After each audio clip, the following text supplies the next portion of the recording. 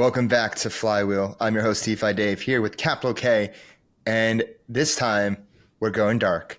We're going to the world of privacy and privacy infrastructure. We have on Luke Chain, who is the founder of Nocturne, which is doing some really cool stuff in the privacy area, privacy realm. And this is our first privacy protocol we've had on Flywheel. And this originally caught my eye because you guys recently had a raise that had Vitalik in it. And I'm just like, whoa, if Vitalik's in it, like we should pay attention. Like cosign, pay attention. Signaling. And so, Luke, thank you so much for coming on. It's great to have you. Yeah, thanks for having me on. Appreciate it.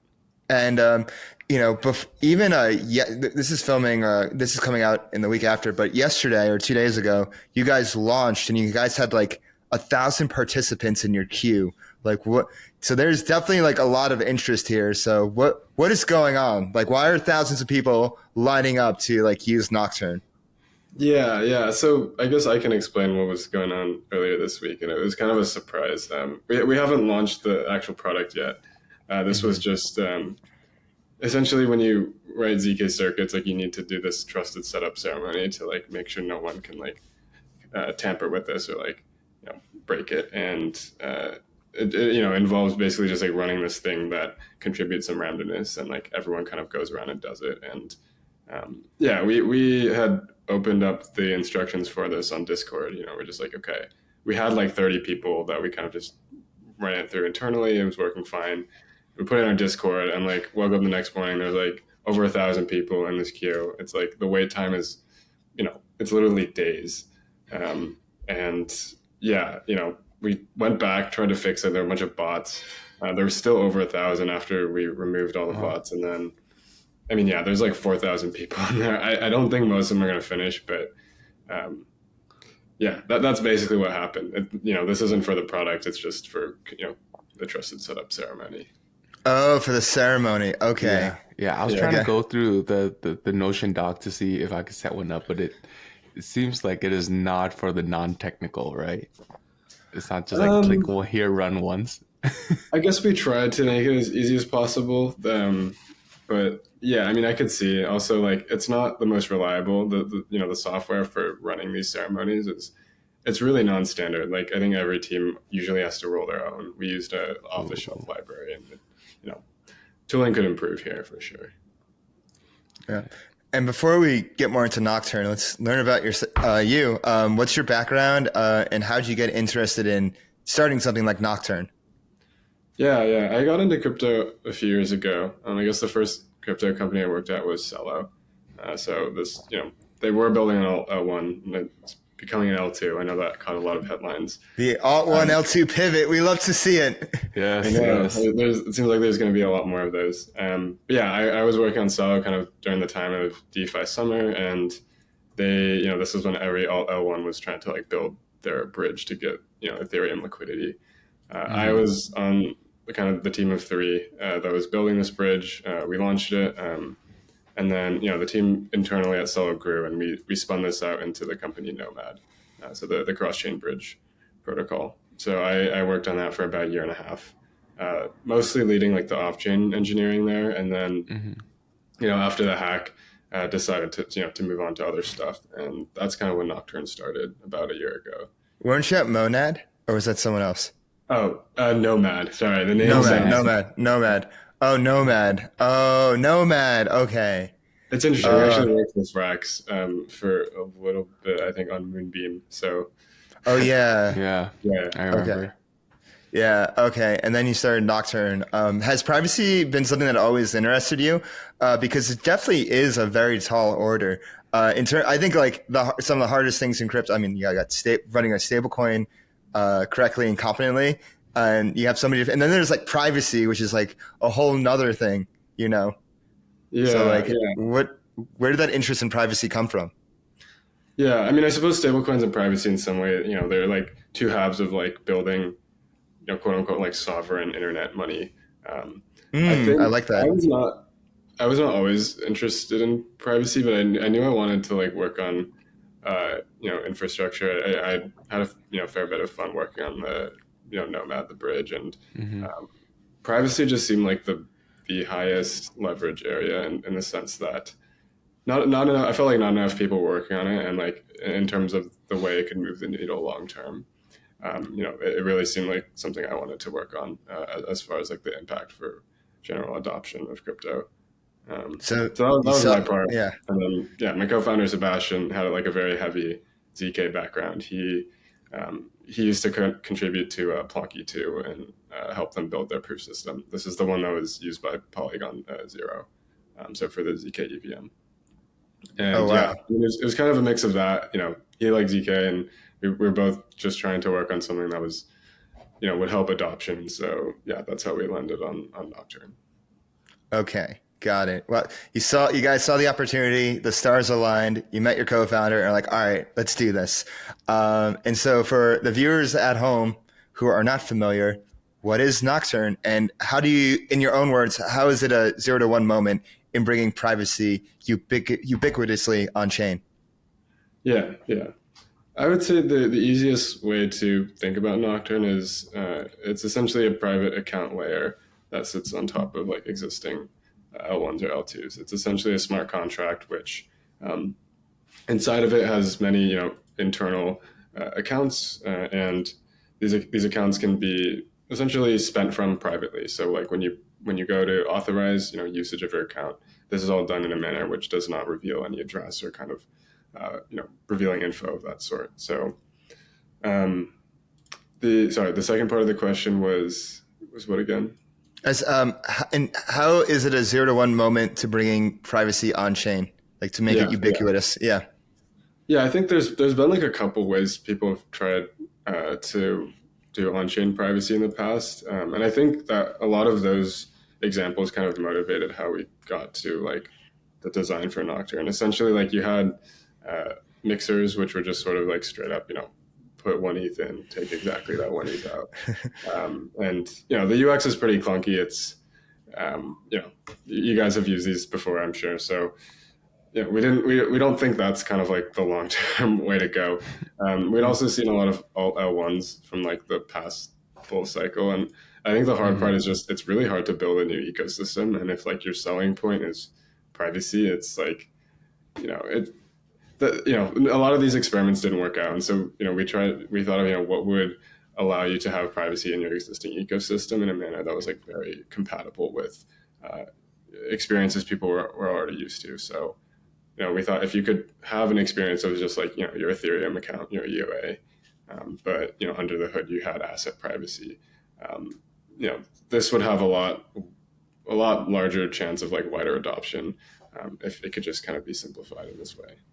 Yeah, hearing a few of your interviews before, and when you mentioned like, oh, you had privacy focused L2s and chains, and it got me thinking, because if that's the only selling point, like you're only going to have like a niche set of users most likely. So it makes more sense of it to be like a feature, like as like on the smart contract level, than to be a whole roll up or chain right now. Maybe that changes in the future.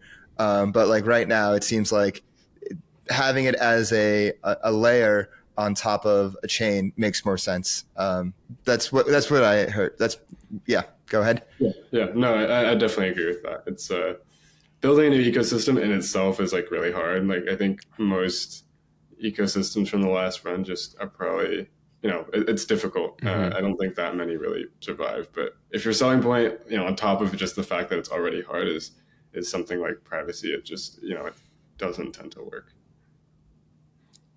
Yeah, and so let's dive right into the product here. Like on the Flywheel pod, we've been told many times by our guests that we are the deepest podcast that they've ever gone into for the product side. So don't be afraid to go deep, because our audience is the really kind of a far, I want to call them left curve of the DGen side. So they get this stuff. So walk me through like, how does Nocturne work? Share with me the notes, the commitment tree, the nullifiers, the join splits. I want it all. Okay, so you guys do go into depth. Okay, we don't fuck around here. That's very neat. Yeah, I can. Yeah, let's see where to start. So I guess I can talk about how a user, like the flow of how a user would Yeah, use let's start Nocturne, there. and then Yeah. kind of go from there. If you're a user, basically, you have your key pair, and that's like your private account. And what you want to do is either deposit funds into the private account from your normal public wallet, or receive payments to your private account.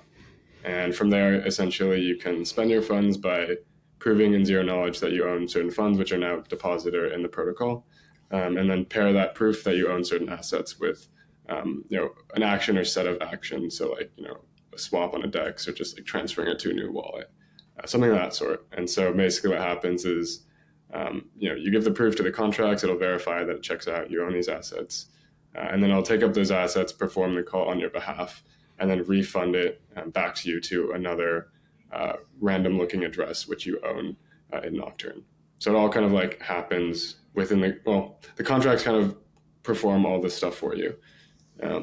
That's kind of the high level. Trying to think of like where it sounds like you guys like actually want to dive fairly deep into it. So yeah, where would be like kind of the next point that? Wait, I have a question. So with the way Nocturne's set up with the smart contracts, and you're interacting with the smart contract with like your EOA address. So are all the funds like in one contract, and you sending like the ZK proof saying like, hey, like this is the amount of funds I own, and then it just like reads as like, okay, it confirms, and then it gives you the assets. Do that make sense? Yeah. So it's just it's like a giant pool of assets, and you have to like prove of like what part of the pool you own. That's what I'm trying to say. Yeah. Okay, got it. Yeah. So I guess it could be helpful to explain all of the different pieces of, like, for example, the deposit manager, the teller, and then the handler. Obviously, we could talk about the deposit screener as well, because I'm sure everyone's going to rave on you about being privacy, but then you have a screener. So why don't we just start there, and then let people rave and address that first. Definitely. I think, the deposit process is kind of a separate thing. Maybe we can talk about that after, but at least for the core protocol. Like conceptually what Nocturne is a shielded pool combined with a stealth address scheme. And there's some resemblance of also like an AAA wallet, just given that like you have to be able to pay for gas without submitting from your own wallet. But I can break that down. Essentially, like, a shielded pool was this concept that was invented by Zcash. And it's now kind of like it's kind of proliferated into every type of privacy protocol. Like they kind of laid the foundation, like even, Aztec and Alio, what they're building with private state is like a generalization of this shielded pool concept. Really what it is like you have, it's essentially a data structure where you can, update old records by only appending. I think the way that you would kind of think about this is normally in a normal database, you have your user record, let's just say, Dave, and you want to delete it or, update some entry like your birthday or something.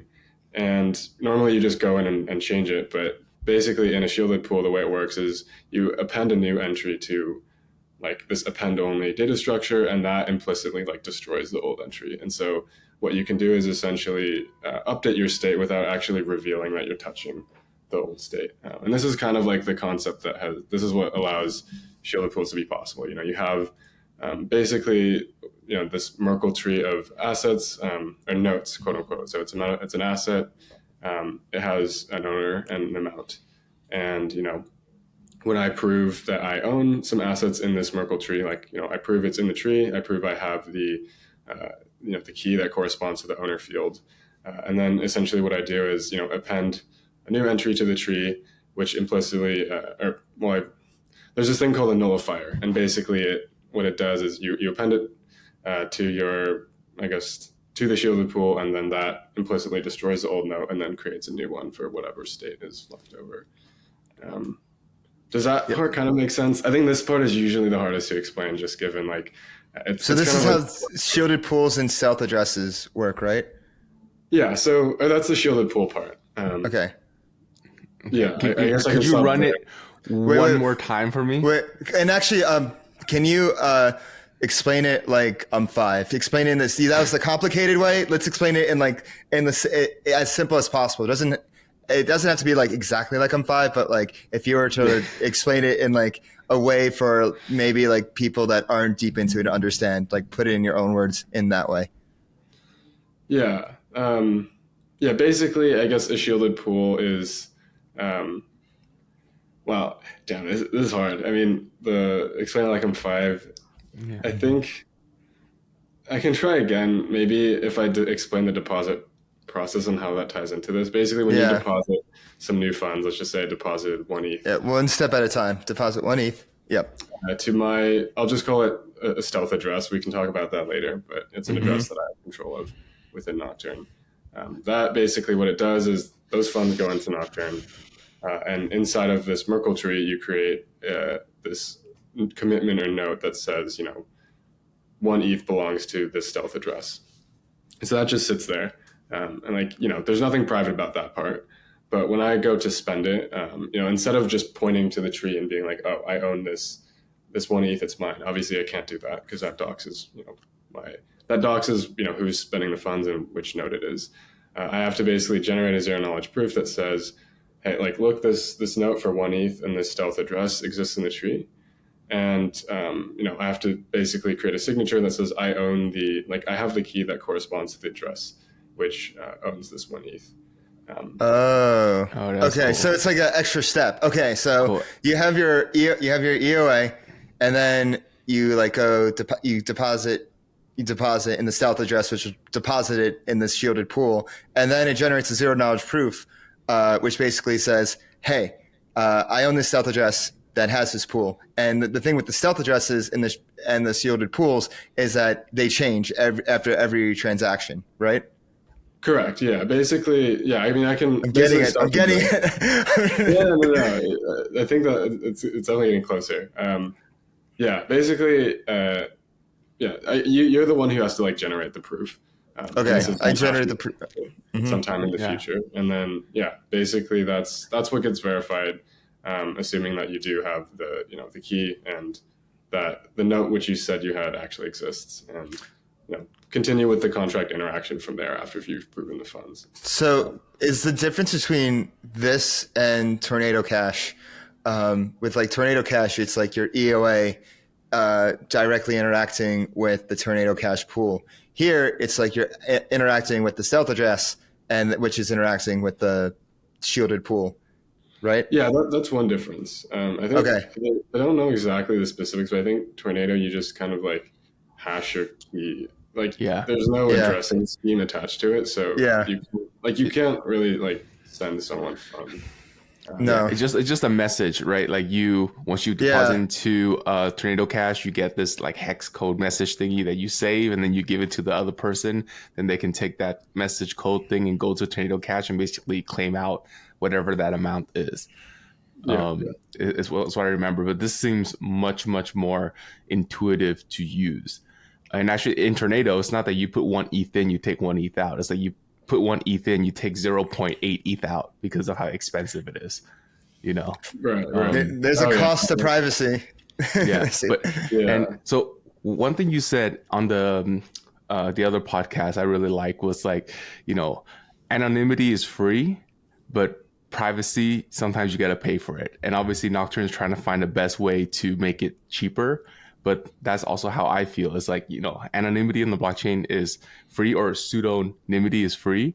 But if you really want that privacy, then you got to pay for it, just like any premium service. And that's a sidetrack. I want to get back to your point of after I generated the zero knowledge proof for me to spend the funds. Okay, what happens after that? Let's say I don't spend the full amount. Explain that part for me. Yeah, so this gets into the basically explaining what a joint split is. A joint split is it's basically the type of proof that you're generating, and really it says, going back to the 1 ETH deposit example, essentially you have some input amount, so the 1 ETH note, you have some amount that you want to spend. Let's just say I want to swap 0.5 or 0.4 ETH, for DAI, and then you have an output, what's remaining, which is the other 0.6 ETH. And so the joint split proof, this proof that we've been talking about, basically it does the thing that we said. It proves you own assets. It proves that that node is in the tree, and then it specifies I want to use FrxETH for some public operation, so the swap, and I want to create a new node, this new state, which is whatever is remaining from that, and that also belongs to me. It just gets reassigned to my address. So yeah, essentially, so that part makes sense, right? Essentially, the point FrxETH after that, you've proven you own some funds, you've created an output note for what you're not spending. The point FrxETH essentially gets sent to a contract called a handler, which basically is responsible for executing calls on behalf of users. And from there, essentially, it performs the swap, which you attach to your operation, and calls Uniswap. Uniswap will give you back, I don't want to do the math, some amount of DAI, and and then that DAI essentially gets inserted back into the tree as a new node, which belongs to a stealth address, which you specified in your operation. Oh, I see. And this stealth address could be an address that's not mine. It could be Dave's stealth address, right? If I wanted to do the swap and do that. I think most of the time it'll be yours. I think this would be where it'd be helpful to describe what a stealth address is. Basically, a stealth address scheme is a scheme where you can have one private key, and then that private key controls any infinite number of ephemeral addresses. So it's basically what one key controls multiple addresses, and the important part about it is these multiple addresses look random. They don't look linked together at all.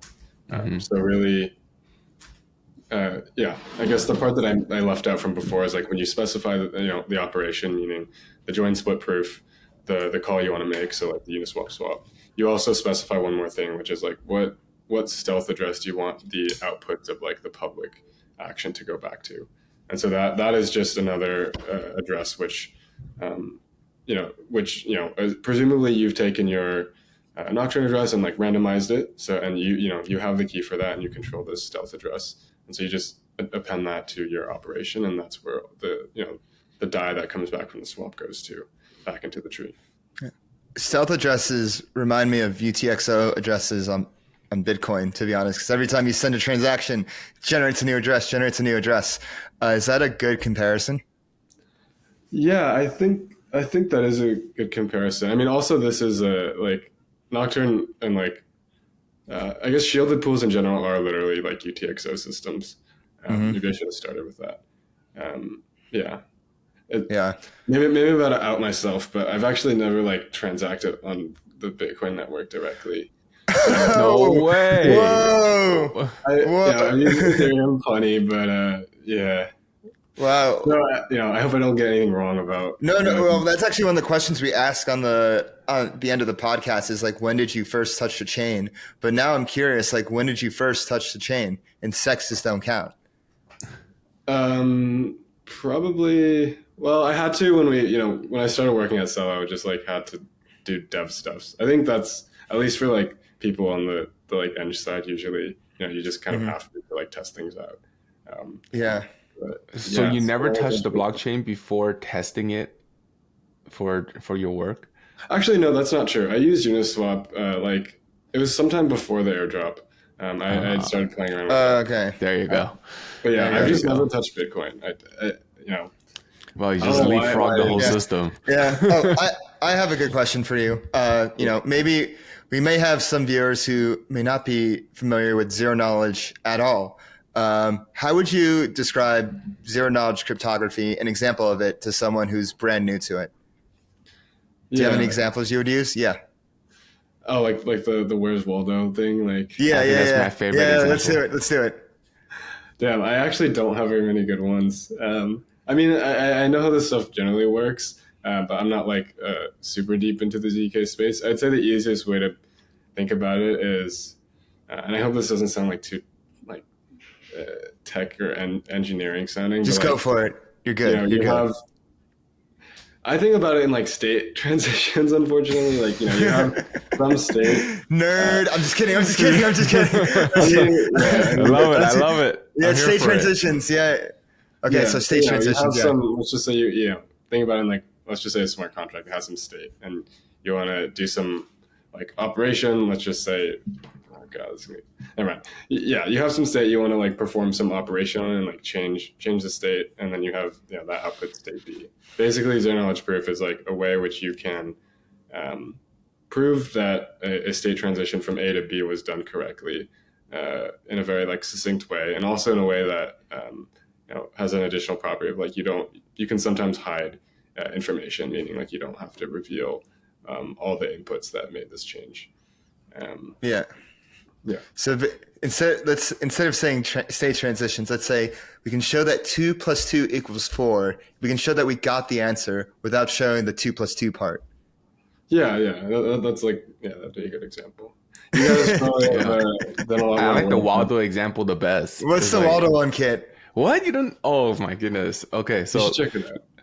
dude, I've been so let me see if I don't butcher this, but effectively, let's say I opened up the Where's Waldo book, and you and I are looking at this same book, and I can prove to you that I know where Waldo is if I were to take a really large piece of paper that covers the whole book, but I made a tiny little hole, and through that little hole that you peek into, you see the picture of Waldo. So I've shown to you that I know where Waldo is because obviously you saw it yourself, but I never revealed exactly where Waldo is on the map or in the book. Yeah. I think it's a good explanation, other than the fact that like it kind of like leaves out. It's more focused on like the privacy part, which actually most of ZK has like not been used for thus far. Wait. Most of ZK has not been used for privacy. Okay, so what has it been used for then? What has it been used for? Oh, I was gonna say like scaling and like I guess the things we've seen so far is like ZK rollups. There's been ZK bridges.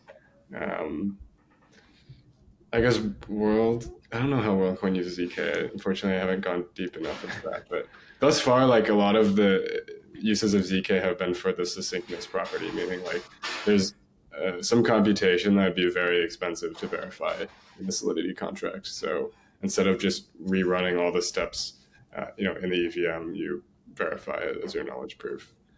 But there's no privacy involved in that. Got it. There's this one quote. I watched a Justin Drake interview like a while ago on Bankless, and he was talking about like just cryptographic proofs in general, and like where we are.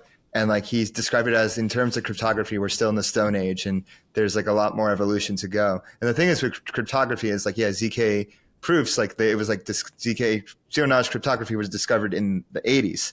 But then like, because you need like 20 years or 30 years of time to like make sure that no one can crack it for then it to be used for applications, they're like, okay, it's not being cracked, so it must be good. And now we're seeing these applications built. Do you know of any other like cryptographic applications that like are in ZK, but even like more advanced in ZK that are out there? Maybe not more advanced, but I guess like like FHE has kind of been a similar situation where there's like basically fully homomorphic encryption is like a way which you can perform computation on encrypted data. So like the use case is basically like, let's just say I have some personal data that's that I don't want to reveal to you, but you're running a server, you want to like perform some operation or like do some like data. I don't know a great example, but you want to do something to like perform some operation on data that I don't want to necessarily reveal to you. Like I can give you that, you can perform it over the encrypted data using FHE, and then give it back to me, and I can decrypt it. And that's like another technology around privacy, which is like still very early in the sense that it's even slower than ZK. And then there's post. I don't know. Yeah, go ahead. Oh, I was going to say then there's post. I honestly don't know.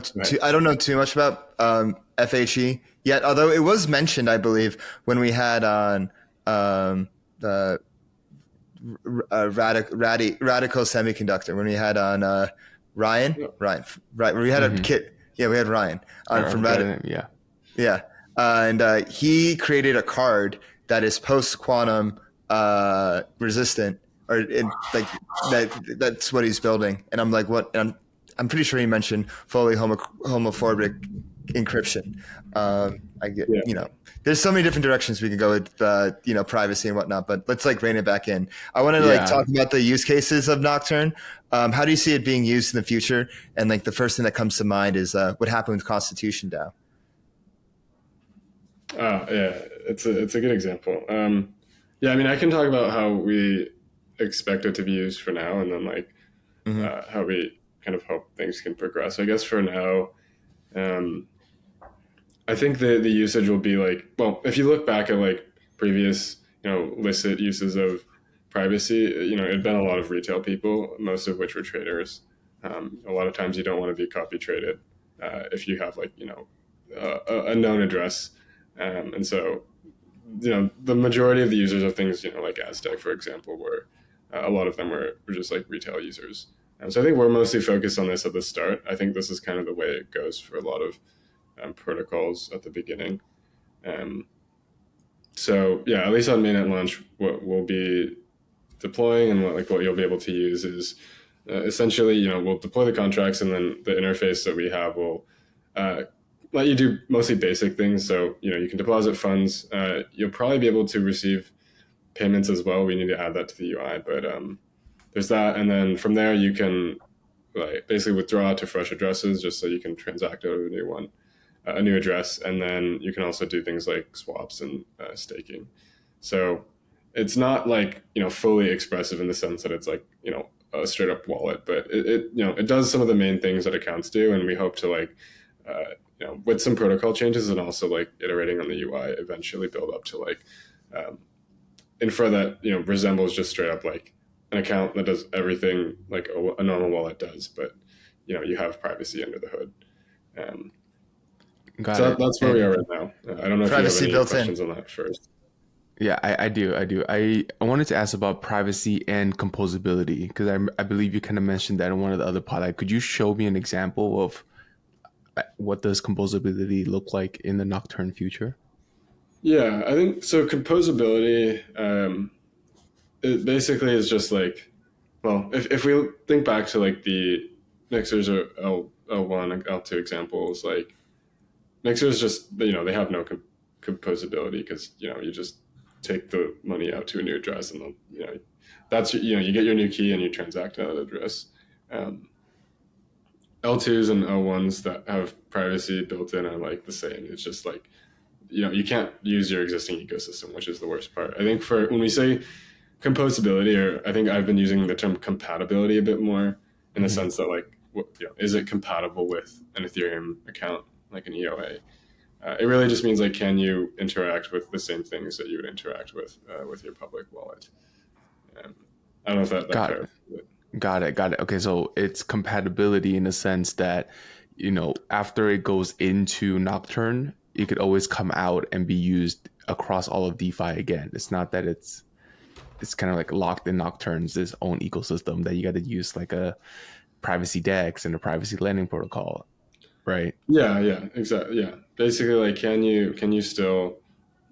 I guess the easiest test is like, the things that you're used to doing with your like MetaMask wallet or whatever wallet you use, like, can you still do that within Nocturne without having to like, withdraw to a new address, get your new key, and like manage all these like burner wallet keys?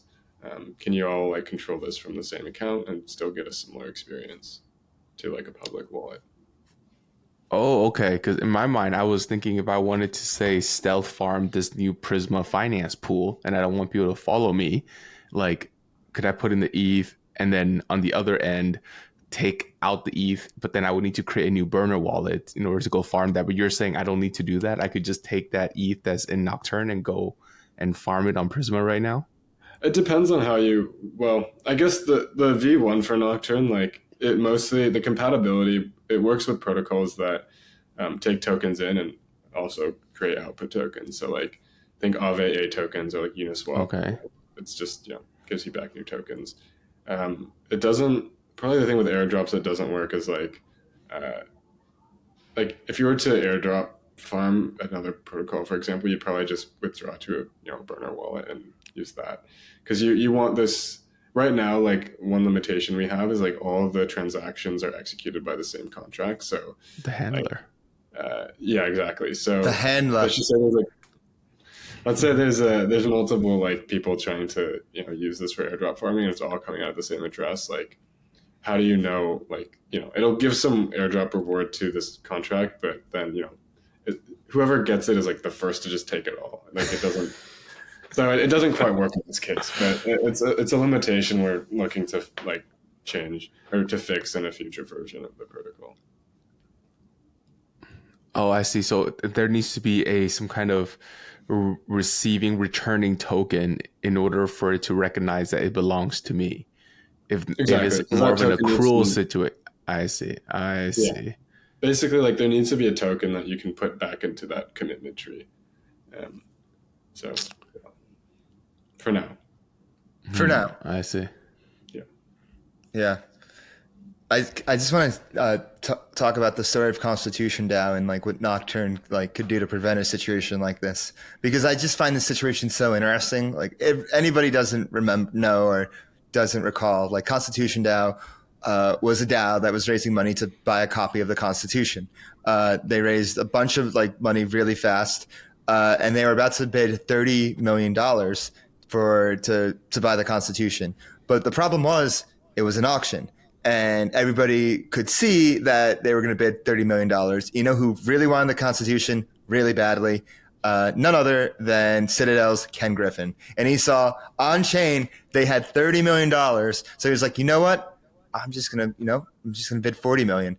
And right off the bat, I'm not sure if people remember, Ken Griffin bid $30 million like right off the bat.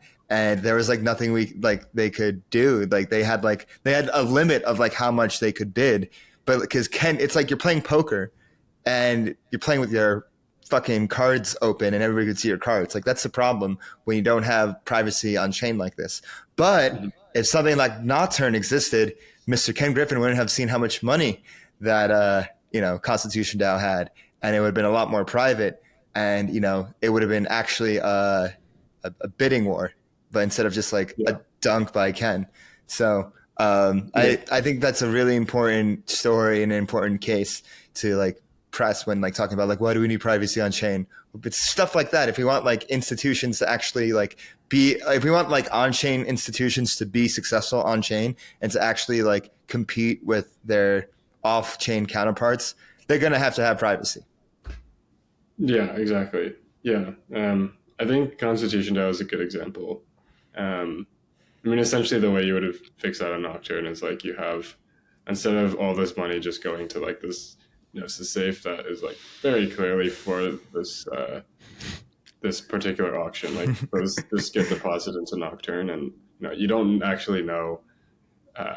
Well, one, you don't know what funds are actually being sent to the protocol for the auction, and then also like there's more funds.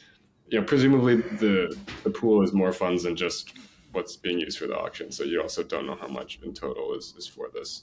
Okay, actually, let me walk through that example, because in my mind, I see it's quite still obvious. Constitution DAO multisig has $30 million. Out of nowhere, that $30 million goes to $0 million, and then it's used with it. We saw that it interacted with the Nocturne contract, and then the $30 million is gone.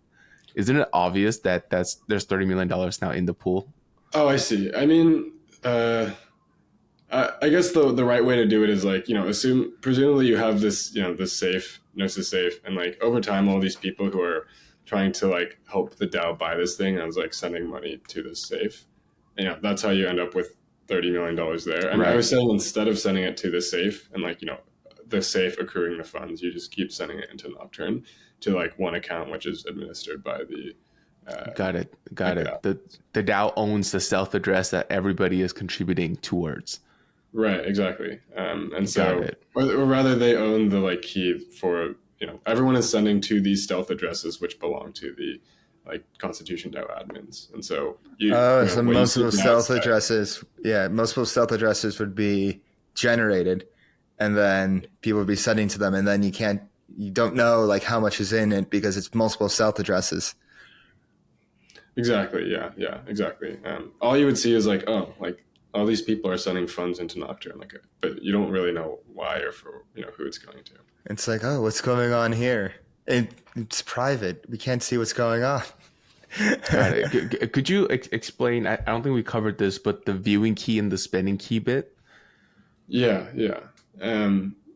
Basically, it's like a common thing. I think most privacy protocols have this. Is like the spending key. It's like that's what you use to authorize usage of funds.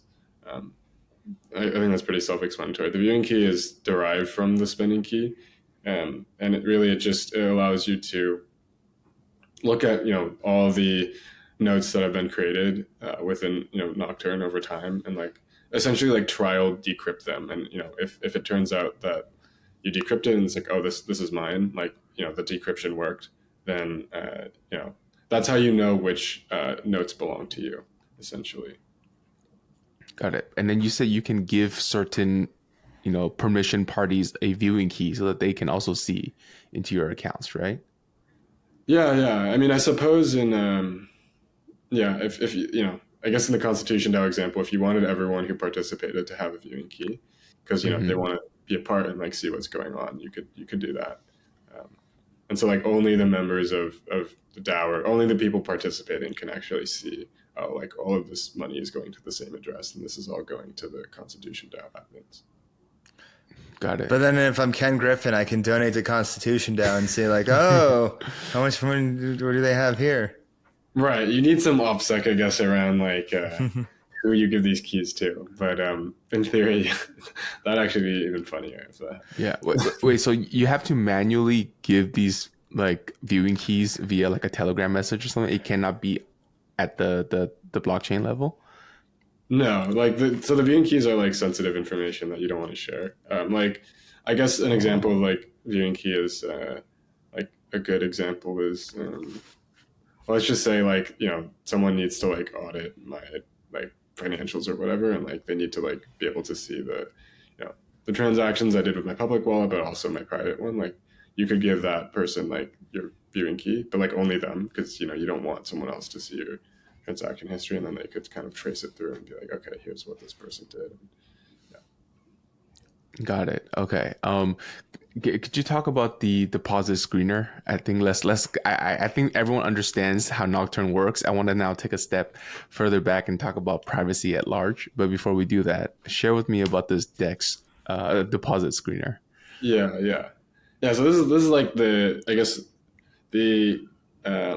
covered, like the thing in the closet that like I think people don't talk about, or the scary part, which is like the compliance aspect. I think if I had to preface this, like compliance is honestly, I think the hardest part about building in the privacy space. It's like the tech part it's interesting, and like there's certainly some challenges there, but usually, at least from what we've seen, it's not like the limiter. The limiter is actually like, or what filters people out is the compliance part. So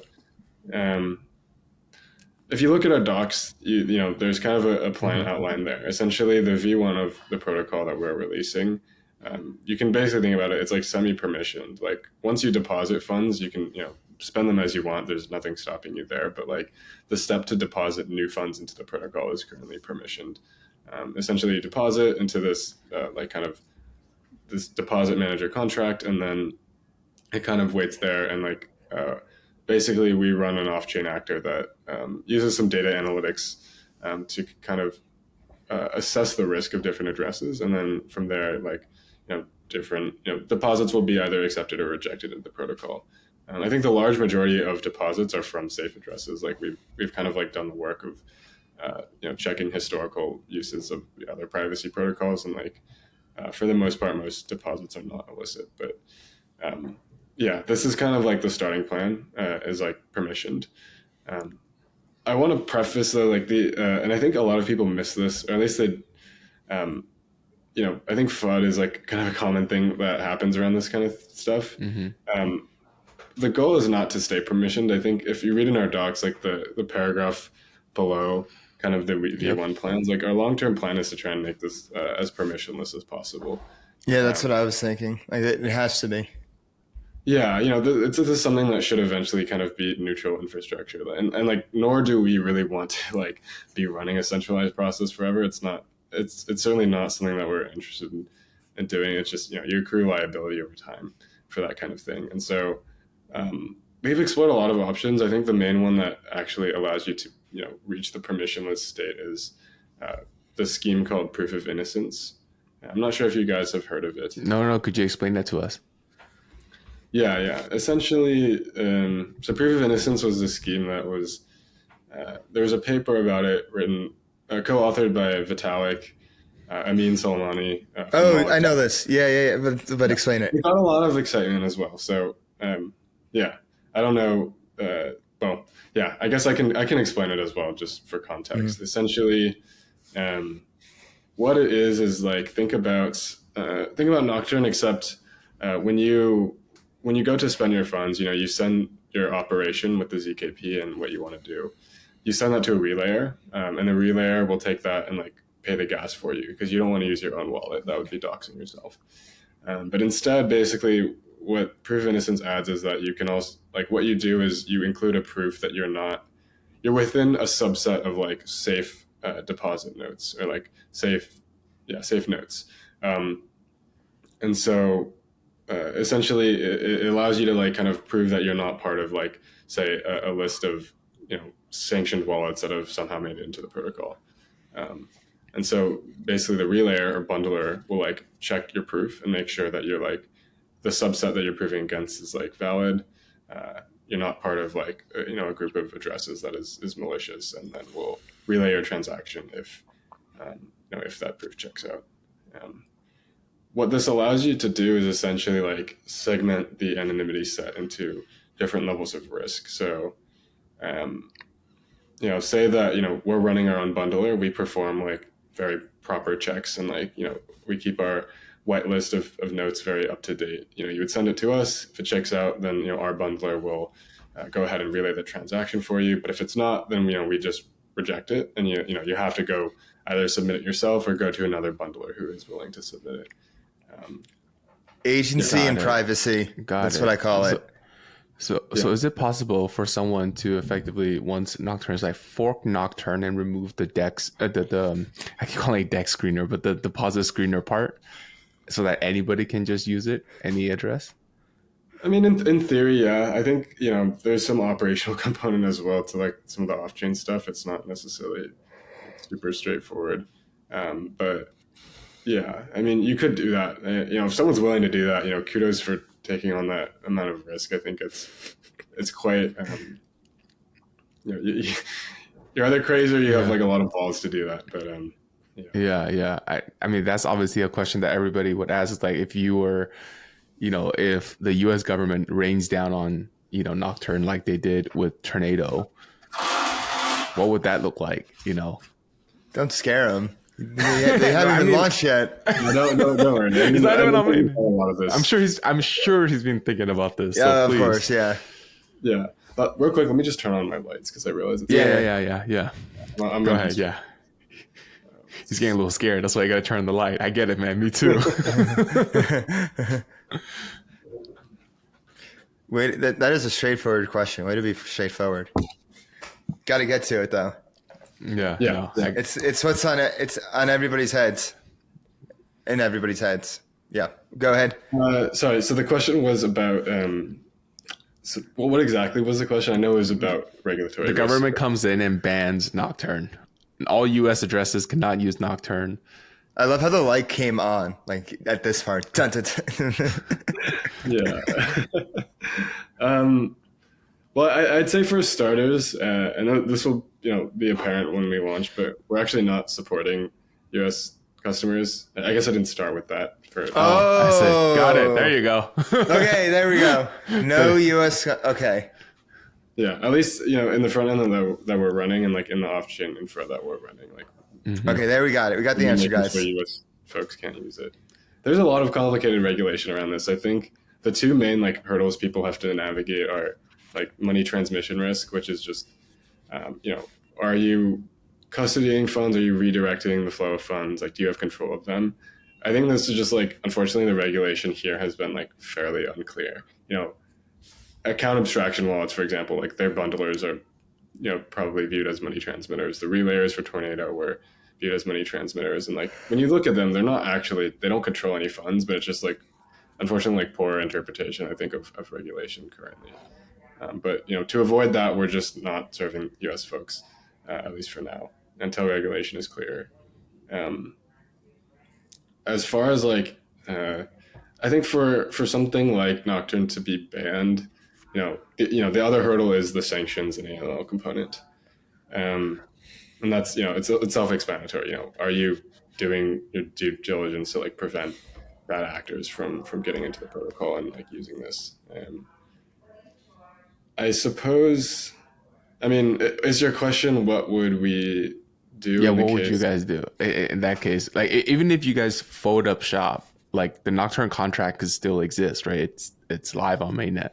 It would take Right. a lot of, yeah. I mean, so we'll have upgradable contracts for some time. Partly Okay. because you want to be able to hotfix things Right, in the of course. case you find vulnerabilities.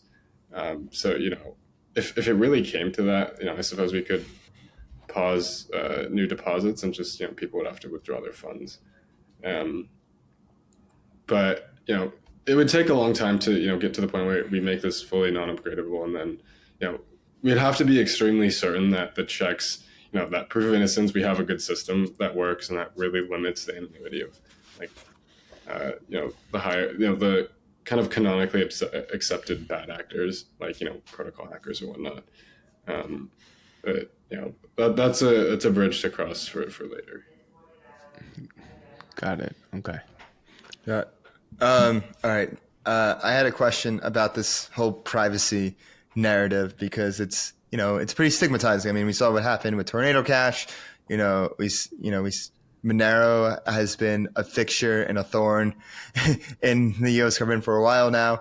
Privacy is pretty stigmatized. That's we won't say it any other way. So what is your plan to change the narrative about privacy? How can we say hey guys, privacy is normal? Look at cash. Cash is private. Using cold hard cash is private.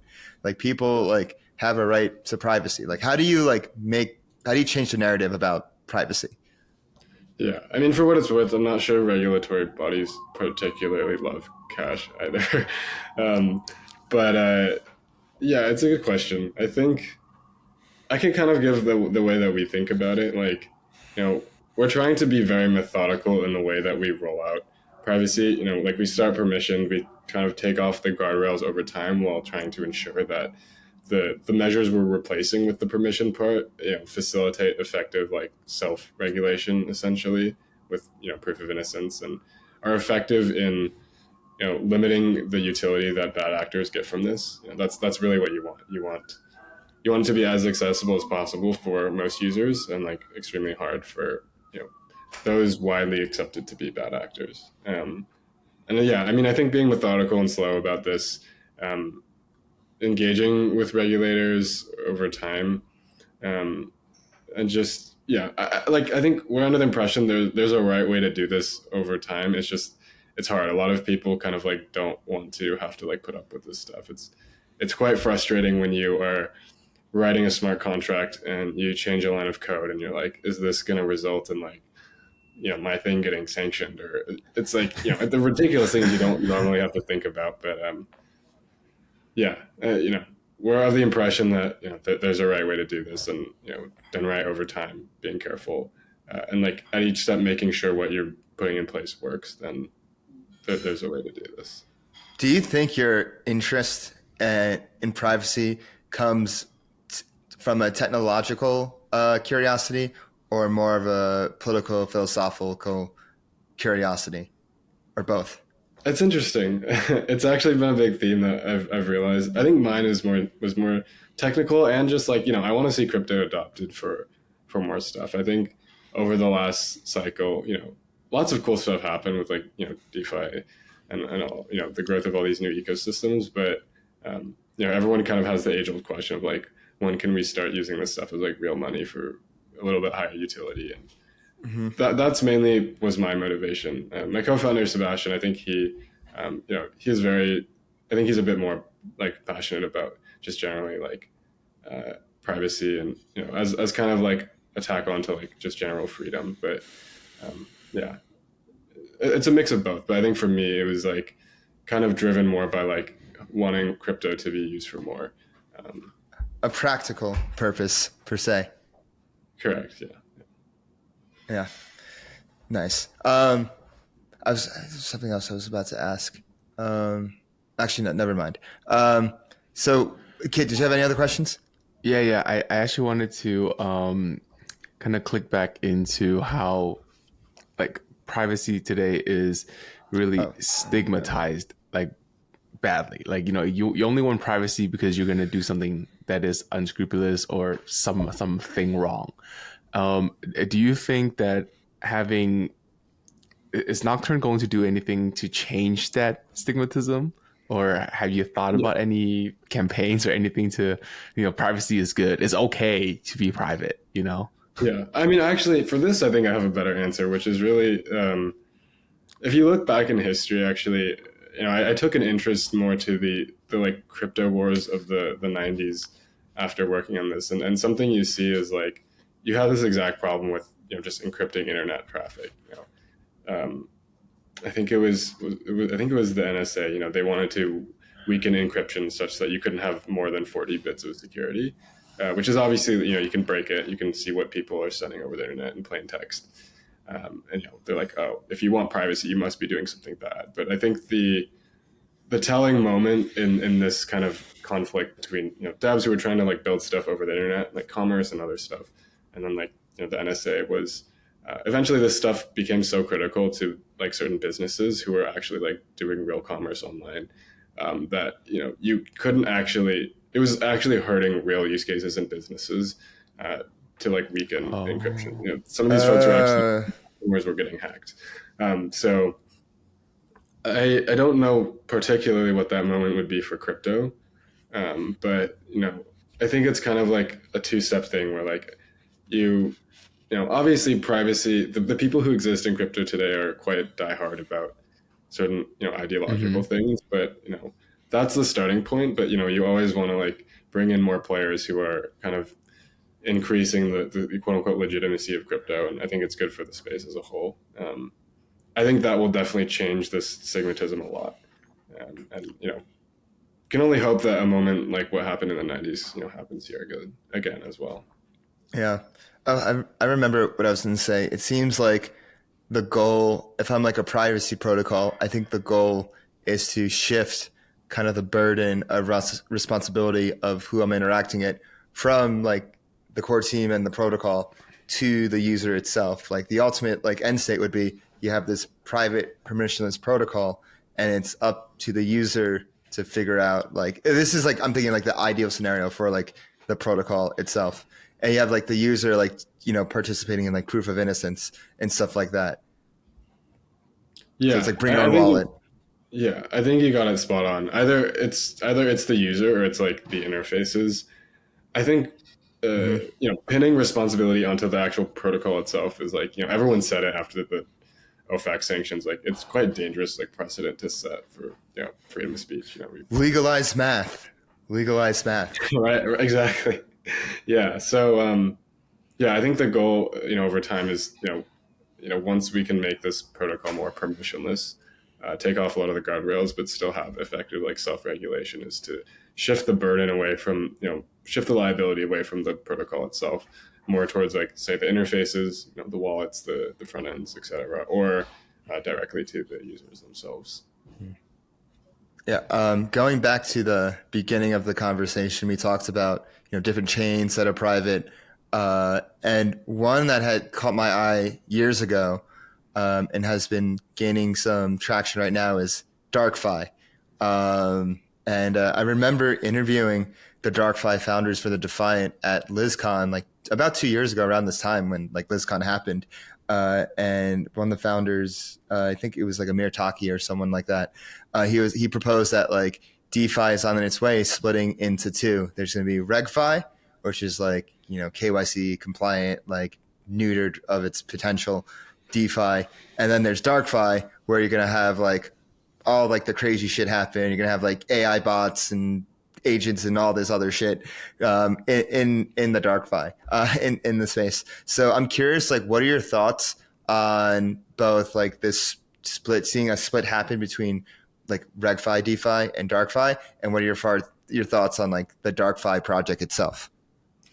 Yeah, when you say, I know I've heard of this like particular project, but when you use DarkFi as a term, do you refer to like, is that just like DeFi as is, or is that like specifically uh, like what would fall under that umbrella? No, DarkFi like is like it's a project. So like Oh, you're actually yeah, using it's it. like a chain. It's like a chain. I haven't used it yet, but Yeah. DarkFi is like a chain, and it could be used as like an umbrella term to describe like all of privacy per se. Mm-hmm. But it is like a project being worked on actively by devs.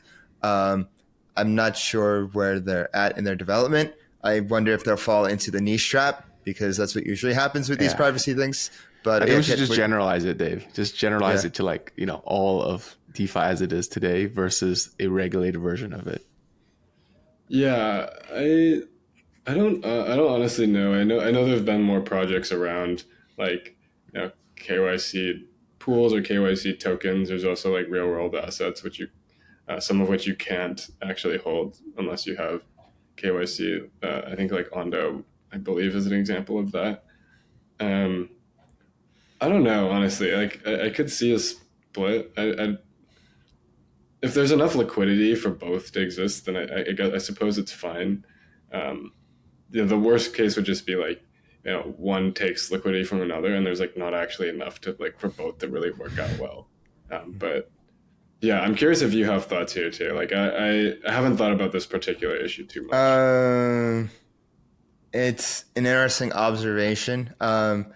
It's like there's definitely a lot of it depends on the regulatory pressure and whatnot. And I think like the more regulatory pressure there is, the more like things will be pushed to the dark and will probably make it more resilient over time. Like I'm sure like DarkFi will be a thing, but I think it comes down to like the number one thing comes down to is you're right. It comes down to liquidity because if there's not enough liquidity, then like forget it. But if there is like enough liquidity and then like you could probably like see something and let's say if I'm like an AI agent and I'm like I can't open a bank account but I can go generate myself an address. So Yeah. yeah, like I mean yeah, I just personally think like generally like AI could definitely be like a big user of all these things. Yeah, I think also like it'll probably get segmented by like region and country. I'm sure Yeah, like the U.S. will, if there is a split, like definitely U.S. folks will be in the Reg 5 version yeah, for better or yeah, for worse. yeah. Oh, and I was gonna ask how'd you meet Vitalik and what made him interested in putting his name as like a investor advisor to Nocturne? Yeah, so we met Vitalik at Zuzalu. Actually, Zalu. Nicole's son who helped who organized the event. Like she, Shout out Nicole, we love you. I know, yeah.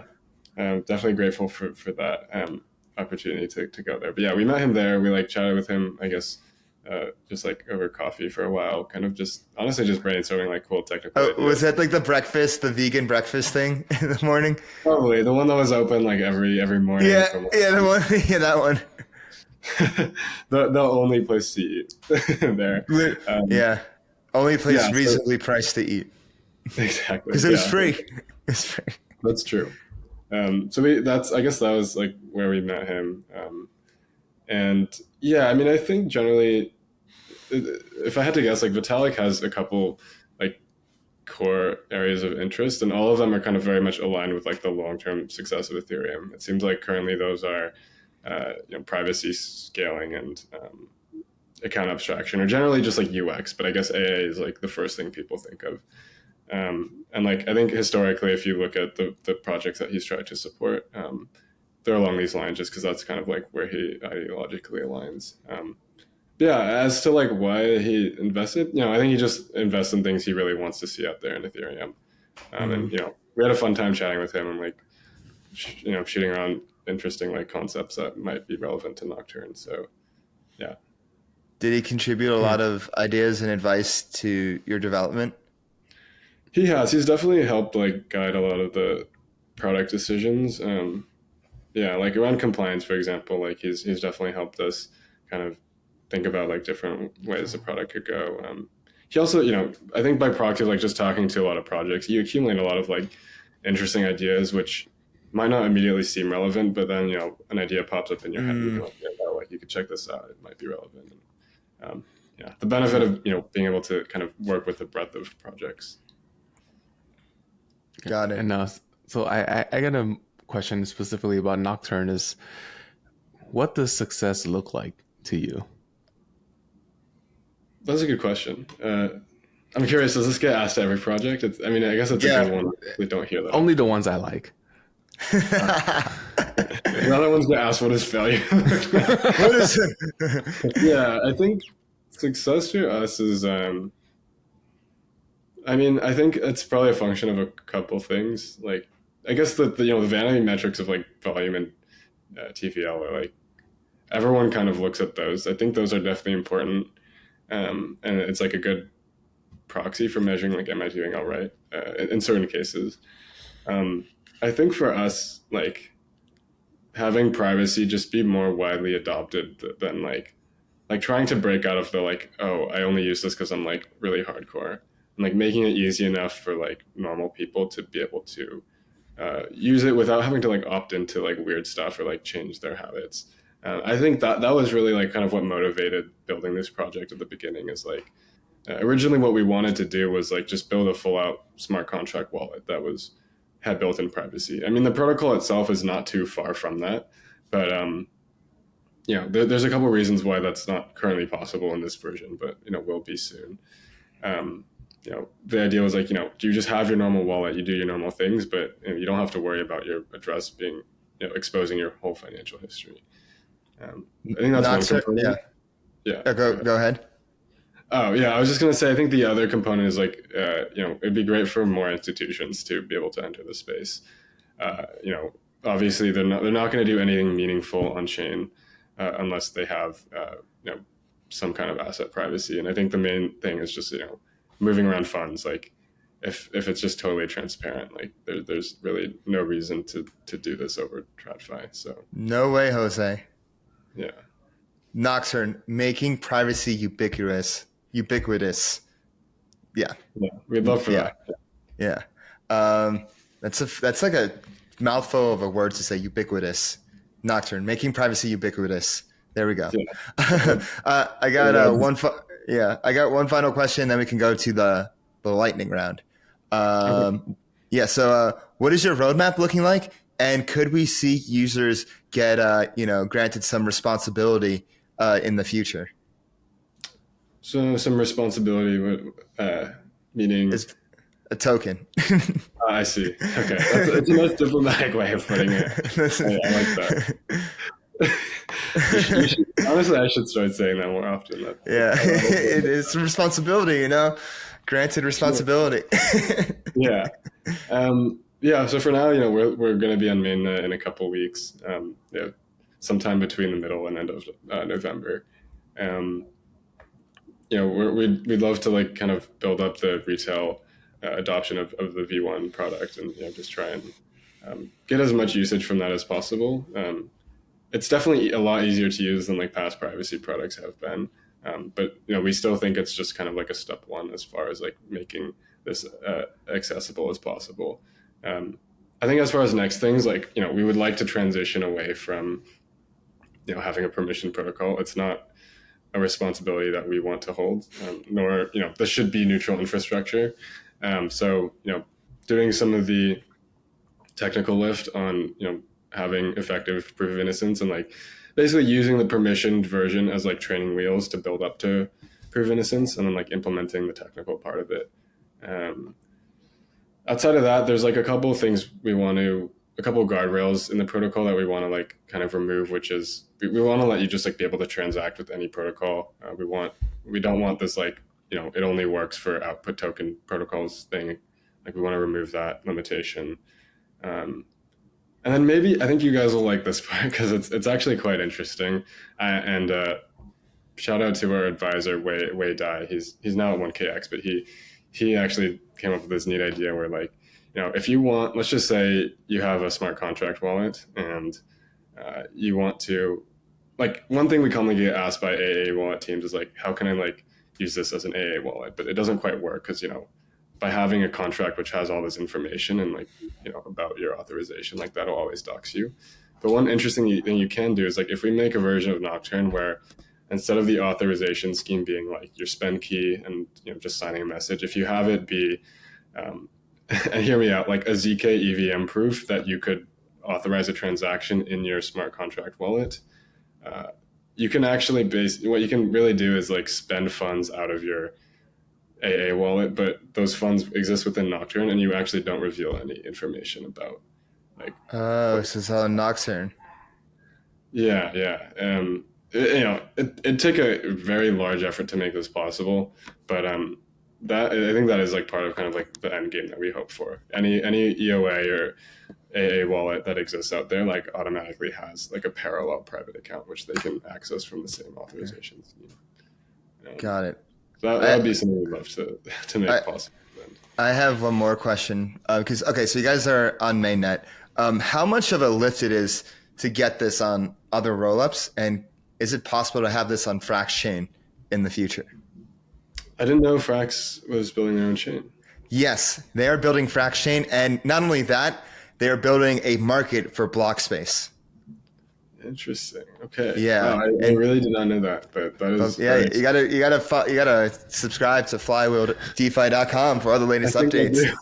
Shameless plug, but yeah, dude, like listen to this. So like, imagine with your Nocturne smart contract, like people are interacting with it, and every block you get rewarded with FrxETH. Interesting. Oh, I see. Yeah. That is wow. Okay, maybe I need to keep closer track of Frax. I guess I just hadn't heard about this stuff.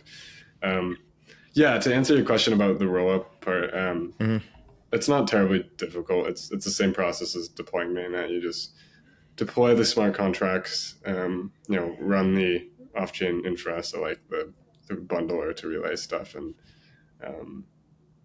it's definitely something we're interested in as well. I didn't include that when you asked about the roadmap, but it's a lot cheaper to run this thing on L2, and it's definitely something we'll be eyeing. Yeah, this would be so sick on Frax chain. Oh my god, Sam would be so happy. Is Frax chain live? No, it's in they're soon TM. Soon TM. Should be out like January next year. Yeah. But like think about it, the first smart contracts are gonna get like the most of those FrxETH rewards for the block space. Like this is perfect for it. Oh my! Imagine getting rewarded for being private. That's so sick. That is pretty cool. How is this built on like Cosmos SDK? Or how does this work? Hasn't been publicly. I don't want to. I'll tell you what it is after the show. But actually, Actually, I got a more general question for Nocturne in terms of like liquidity, because for like Tornado and all these kind of mixers, you need a lot of people coming in and mixing with you. For Nocturne, you don't really need that, right? Because people don't really know how much is in the Nocturne contract. Or you do. Can you do need it, but I think one thing that helps the situation is like you can spend arbitrary amounts, meaning like because you have like Tornado, there were no output nodes when you spend, so that was like one limitation for like the original Tornado Cash. For us, like if you spend like 0.1 ETH or 1 ETH, like your anonymity set is any other note or any person who has like deposited at least that much. So it's not like the anonymity set gets split across different pools. Got it. Okay, but, so it's all liquidity is still something that is like top of mind for something like this. Okay, I see. I can't just shove in like a big stack and then pull out a big stack on the other end, because it would look very obvious to see who that was. Yeah, that was always the problem with Tornado Cash. You could like identify addresses quite easily. Yeah, I mean, I never really transacted with that much ETH, so maybe it's different for you guys, but no, not me. I only see it on the chain. It's like a movie to me, Yeah, it's fiction. Yeah. But yeah, I think that wraps it up. Nocturne making privacy ubiquitous across DeFi, across crypto, across the on-chain world. Luke, we're going to the lightning round, so we got some light for you, some lightning to bring light to the darkness. Kit, go first.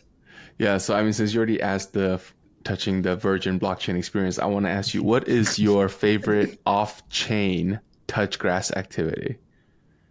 I like surfing. I grew up in San Diego, so Oh, cool. Surfer All right. boy. it's a And great my way to summer. begin. So, Yeah. Nice. What was my question? What's some advice you would give to your younger self? What would I say?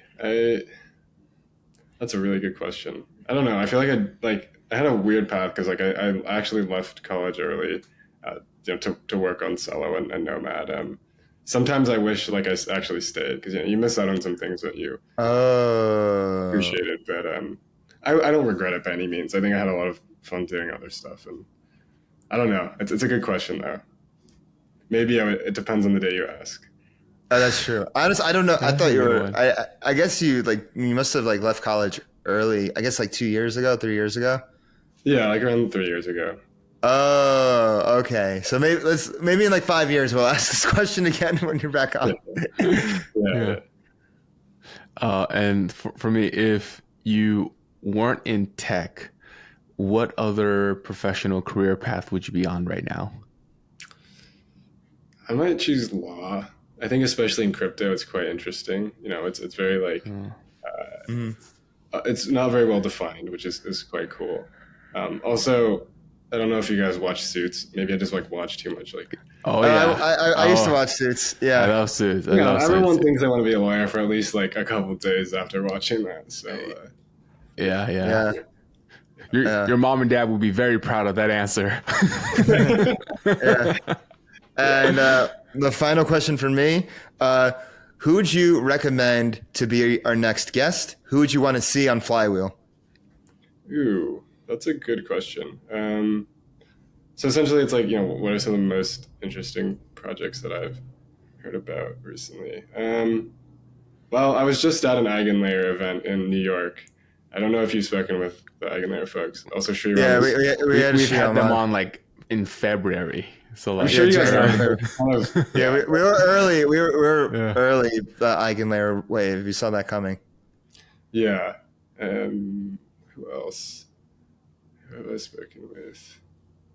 It's Vitalik. I want to see Vitalik on here. Other than Vitalik, because that's like a no-brainer.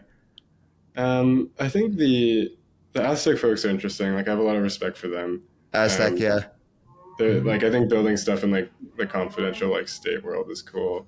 I think Renegade Fi, maybe you've had them on. Like, I haven't met the folks from there, but I think it's quite an interesting experiment, like building a fully on-chain dark pool. Probably similar themes to what we've talked about. Yeah, I don't know. Have you chatted with either of those folks? No, I haven't chatted with them yet. We're new to the world of privacy. I kind of just saw the thread of you guys raising, and it sounded really interesting, novel, and unique. I was like, I want to have them on and talk about this and see what's cooking up over here.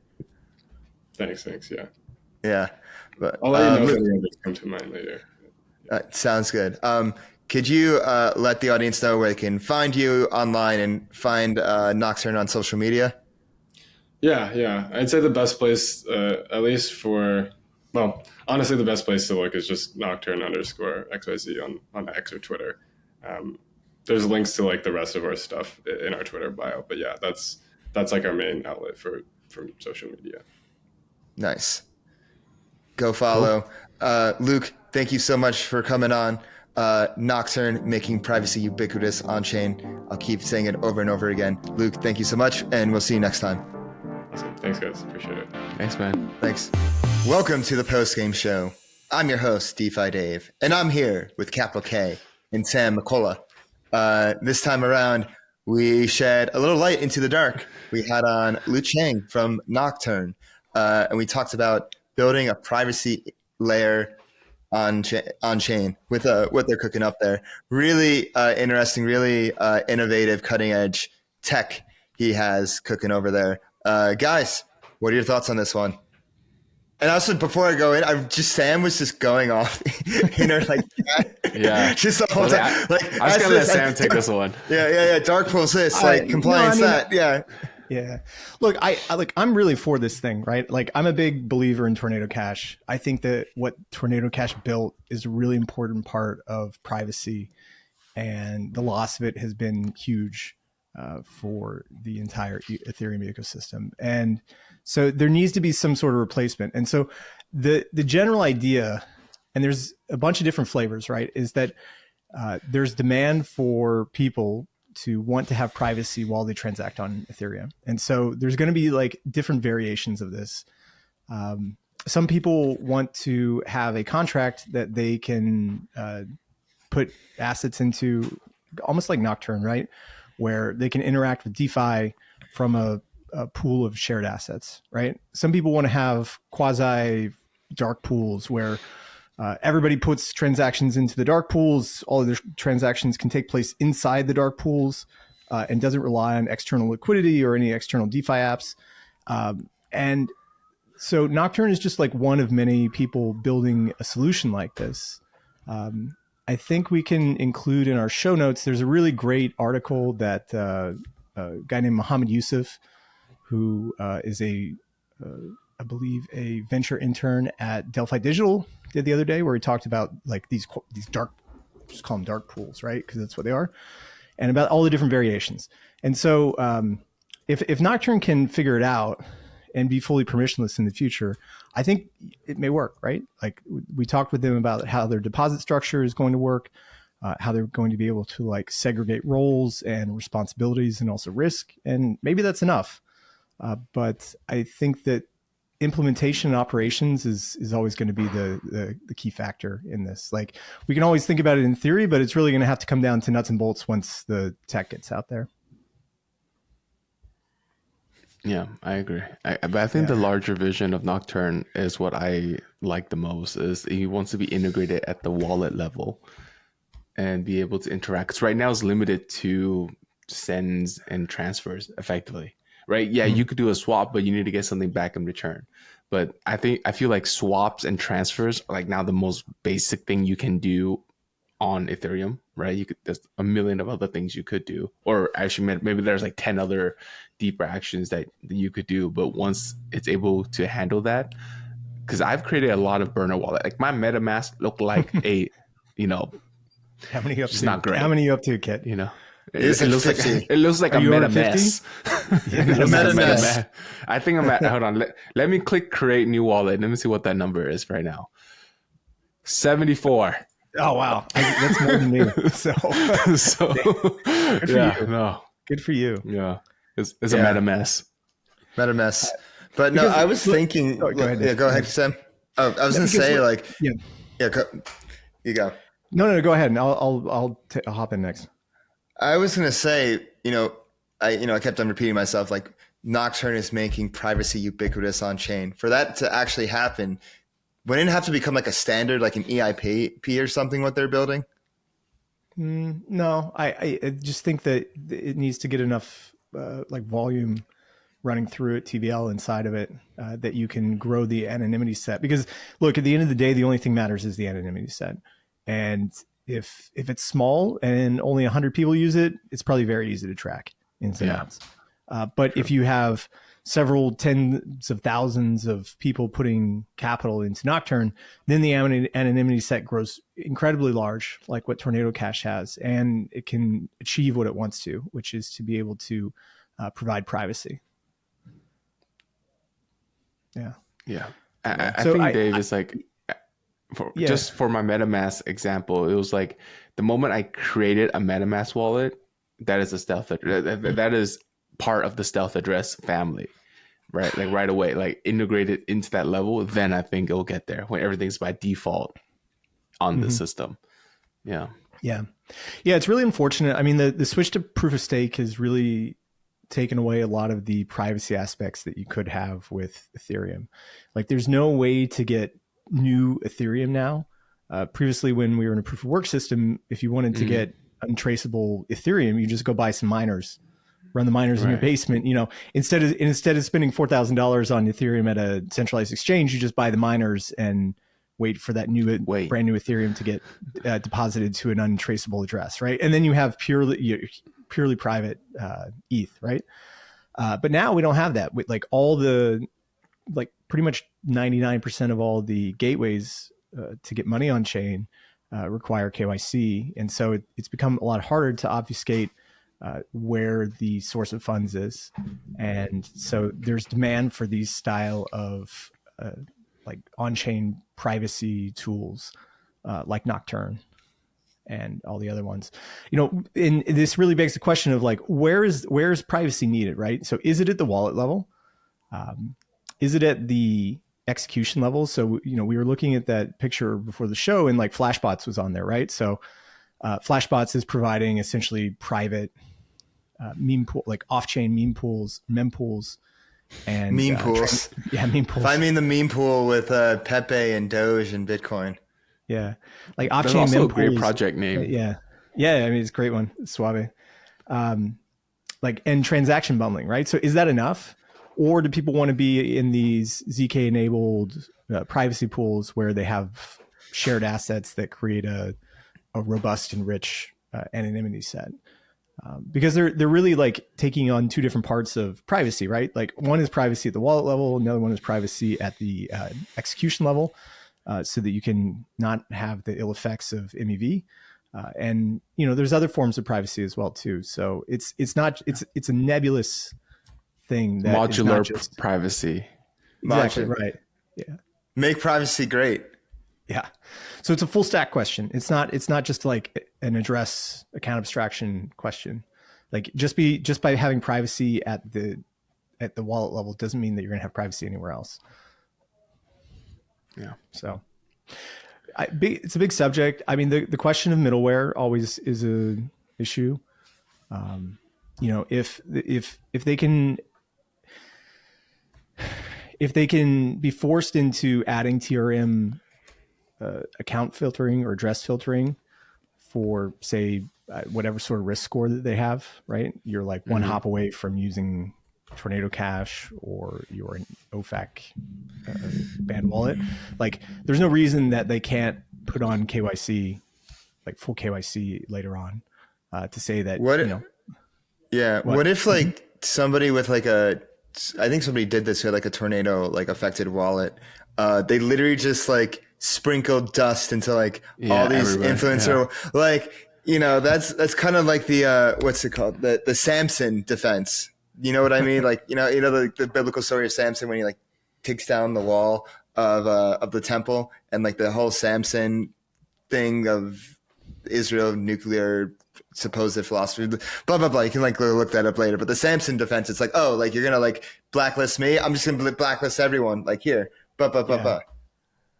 So I was typing in the chat. I was asking him, like, I wanted you to ask him, guys, about like, would he go to jail to implement privacy? And you know, somebody like Amin, I think would, because I think Amin fully believes in what he's doing and is like committed to the cause. It's like, it's philosophical for him, right? But I think hearing the answer from Luke here, he said he was more on the technological side about like, let's see what we can do. Let's build something.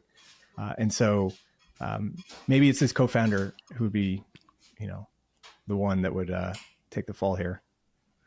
I think there's nothing wrong with that too, though, right? Just building it for the product's sake of putting something that people will use and that you deem is valuable. It doesn't mean you have to go to jail to be that you take it seriously, in my opinion. Or do you think because this is a privacy product that this diehard philosophy dogma needs to be a part? I think it's that. I think you have to be there because nobody's going to give you permission to, in our post 9/11 BSA AML KYC regime, no one's going to give you permission to do that. They're never going to say, oh, hey, like just go ahead and build a fully private set of smart contracts that allow you to obfuscate transaction data that companies like Chainalysis might want to collect. Nobody's going to do that. So it's going to have to be a incursion into the technological space where the technology just has to go out there and rapidly grow. And it has to get to a point where, like Tornado Cash, right? It becomes permissionless and nobody can do anything about it. And for good or worse, then people start making rules around it. For better or for worse. Mm-hmm. Dave, what do you think? I was about to like wrap this up and go and say No, like, I just want to hear from you for this specific one. what do I think of what? Of this, do you need to be a dogmatic privacy, Oh yeah. Okay. maxi? So I think the answer exists like somewhere in the middle. It isn't like full on like die hard, like dogmatic, like die for this, but it's also like not like completely practical. Let's full KYC, like whatnot. I think there's a middle ground that, can be walked here, even though it may seem like a thin tightrope. And I think the way to do that is something that I mentioned on the pod. It's like the more you push responsibility to the user other than the protocol, and it's the user's responsibility to not interact with like, sanctioned addresses, and making it easy for the user to make sure they don't interact with sanctioned addresses, then like the more this will become accepted and like more ubiquitous. Because let's even take like a step back and let's say like, not even sanctioned addresses. Like, I don't want to interact with fucking Bob because Bob sucks. Like, Bob has fucked me over. Fuck Bob. I don't want to touch his fucking address because I hate Bob. You know what? And I'm just going to be like, you know what? I'm going to just put Bob's address and like, I don't want Bob to be in my anonymity set because Bob sucks. Well, like that should just be like a feature, like whether, and like, obviously like you want to use it for people that are sanctioned. Like, I don't want to be like mixing with North Korea. Like, I don't support that shit. So like, just I think proof of innocence is like the good middle ground for this to walk. So that's my take. Yeah, and I agree with you there. I just the middleware layer on top as well too is the thing that worries me, because like if you can be forced into using a middleware, then there's other types of middleware that can be added that has a much more diverse set of criteria that can filter addresses out. Dave, I actually wanted to go back and ask about that political, philosophical, technological. You like that question? I want to ask it about Sam. So having worked with him and having known him the longest and been a part of Frax since the beginning, like where does Sam sit on the political, philosophical / technological divide? Like, is he more in it for the tech, or are there like deep rooted philosophical elements that drives him to create Frax? I think it's a combination of interest in the tech, opportunity of stablecoins, and definitely deep philosophical underpinnings that like make Frax what it is and like how he designs Frax. I think he definitely cares about like being as practical and compliant as possible. Like, that's what he says. If you listen to like any of his interviews or talks, like, they're like, we're here to like, be compliant, but, at the same time, walking that like middle ground, because stablecoins and privacy are like quite similar, and like the regulatory gray area, like privacy even like may be just like a little bit even more like darker gray area, no pun intended. So, but I think you can like just hear what he says and see by like Frax's actions, like what his political philosophy, and also just like what is driving like the Frax protocol design and direction forward. I'm actually writing an article about this, like the actual philosophical underpinnings of Frax, and what it has inspired its design. So stablecoin maximalism takes credence to Plato's realm of forms from Plato's Republic. It's literally like there's this ideal form that exists in this other realm of what a stablecoin should look like, and he's bringing it to this material realm on chain. And then there's the I was just with him last week. We were just chilling, and we were late night. We were just watching philosophy lectures of this guy Michael Sugre. He's fucking phenomenal. He's the best like lecturer I've ever heard. Really engaging. It's like these old lectures from the 90s. I highly recommend. And he like posted a lecture about like the moral philosophy of Kant, and like when I saw that, and when I saw that and like learned about the categorical imperative, it's just like, oh, like this a categorical imperative is like if you're going to do like an action, like if you're going to have a mantra, like imagine if it were universal law. And so, for example, like I would say recently with, the bigger the protocol gets, the safer it should get. Like a protocol has like a more responsibility to become safer as it grows to become bigger. So like if it gets bigger, then it becomes safe. It should become safer. That's like a categorical imperative. Like there's no question about it. It doesn't matter if you're in like the US, China, North Pole, South Pole, Venus, Mars, like as the protocol gets bigger, like it should get safer. Like I guess like a more like biblical example is thou shalt not kill. Like doesn't matter where you are in the world, like Venezuela or Nicaragua or, or Mozambique, or I'm going to just say whatever random countries come in my head. That is like wrong wherever you go. Thou shalt not kill. So like, Sam is a deep dude. He's everything that he like does is like very well thought out, very tested, and he's not. It takes a lot for him to change his mind, but he does adapt and evolve when necessary. Yeah, I think it's a really good answer. And there was a quote by Hester Pierce in the latest dissent that she made. She made some comments about LBR and the LBR decision.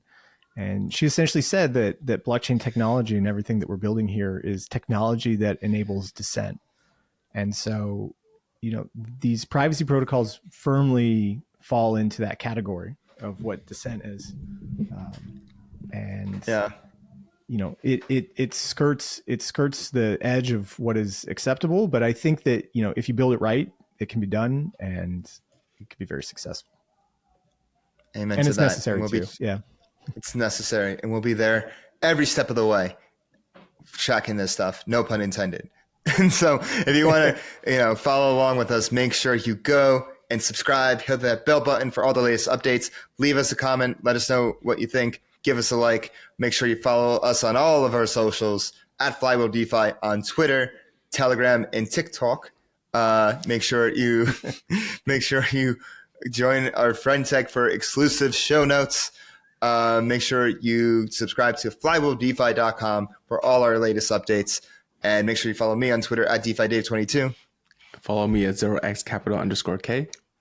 And I'm at traders_insight. And we will see you next week. Peace. Okay.